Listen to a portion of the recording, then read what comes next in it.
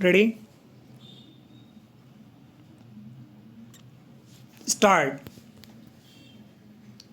Sir, the budget has been variously described and criticized as one that increases the burden of the common man, one which gives concessions to the rich and encourages foreign investments.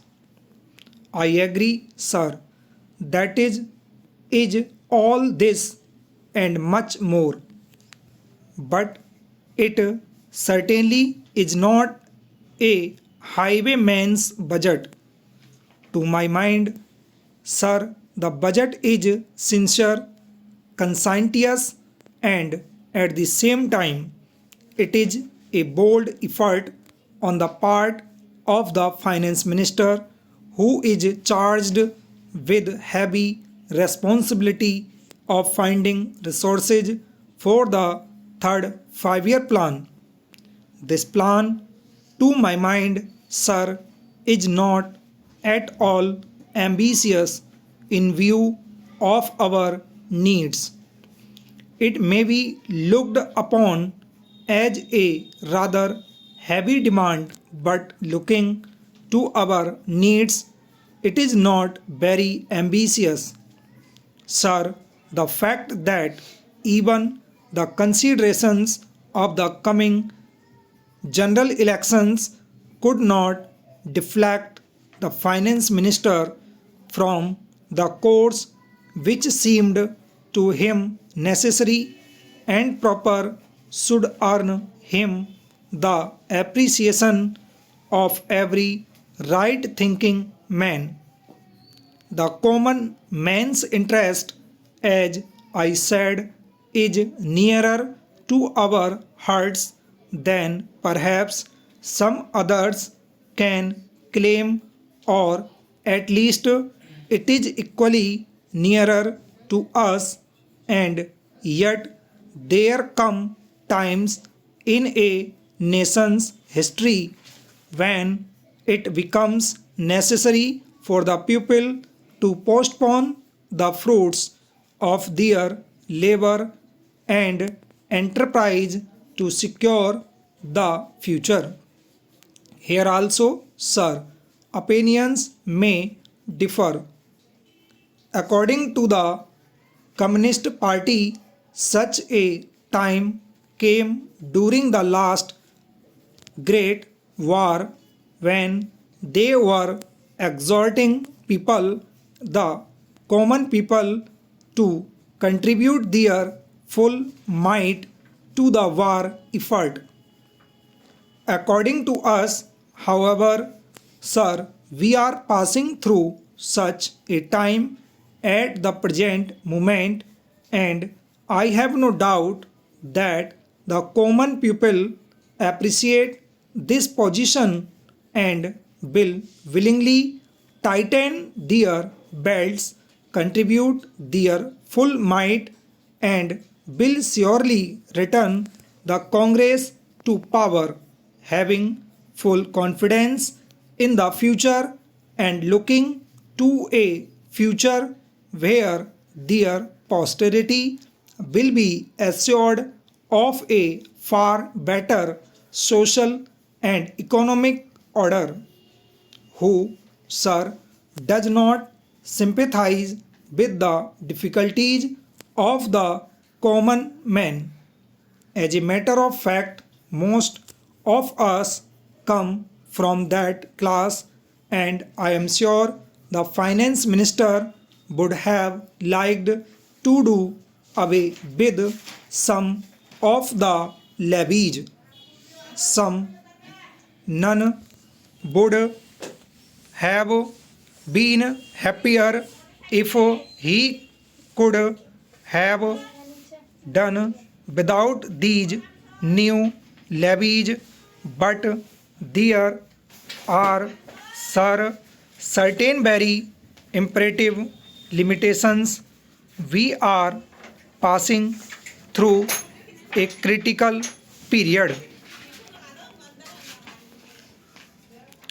Sir, it may not be necessary to continue these levies for a long time.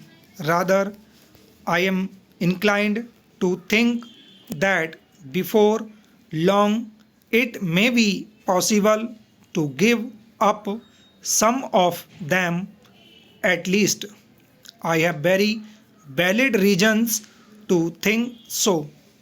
Our public undertakings are coming to their own, and some of our important irrigation and power projects have just been completed.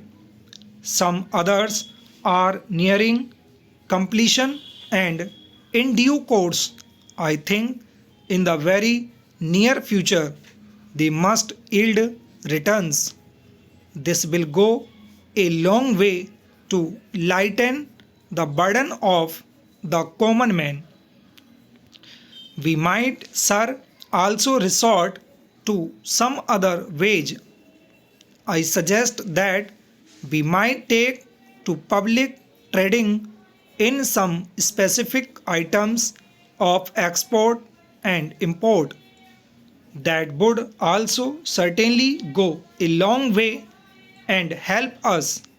The private corporate sector has been steadily growing and has been developing capacity.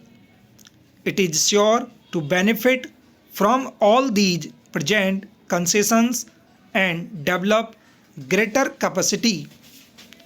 This sector must come forward to meet new demands for taxation in the future.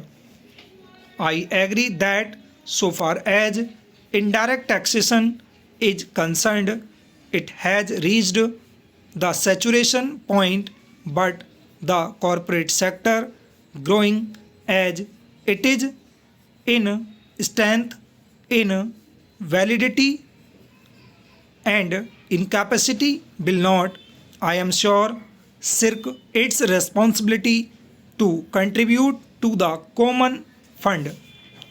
I wish, sir, the committee which had been appointed to go into where the additional national income had gone and entered upon its labors a bit earlier and had made its findings available to us.